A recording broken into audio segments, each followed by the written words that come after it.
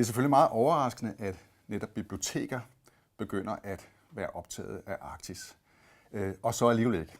Det har altid for mig været på bibliotekerne, at jeg har kunne gå hen og få et syn for sagen i forhold til det, der er sket oppe i det kolde nord. Min bedste bogoplevelse nogensinde var dengang Jesper Dyring Jørgensen her fra Det Kongelige Bibliotek i København viste mig den lille bitte dagbog, som Jørgen Brønlund skrev i, da han døde i 1907 stykker i forbindelse med den tragiske Danmarks ekspedition. Jeg bor simpelthen i et hus, som den maler Åge Bertelsen, der var med på Danmarks ekspeditionen, fik bygget efterfølgende. Han overlevede.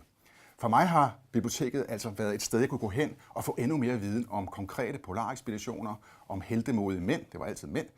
Men det utrolige er jo, og det skræmmende, men vigtige, er, at biblioteket nu er blevet et sted, der på en helt anden måde udfordrer og medtænker i forbindelse med den udfordring, som vi har fra Arktis.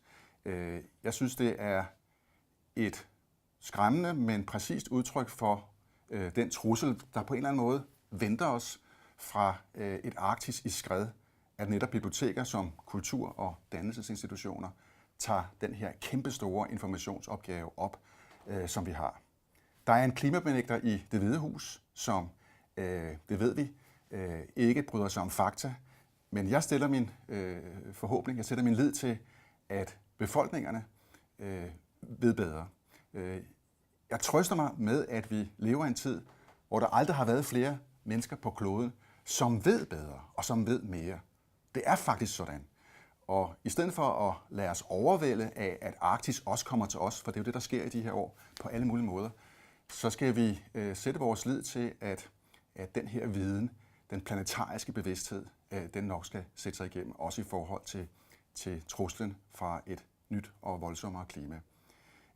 Og biblioteker kan helt klart, som de altid har gjort, være med til at passe på den menneskelige kulturarv, men ikke bare det, også offensivt kæmpe for, at kultur ikke bliver omdannet og truet af en ubenhørlig natur. Så altså Arctic Imagination, vi har virkelig brug for det, og vi er allerede i gang, tror jeg, rigtig mange på kloden med at tænke på, hvad det er, som sker, når Arktis ikke længere er det altid har været, i hvert fald i vores nutidige bevidsthed.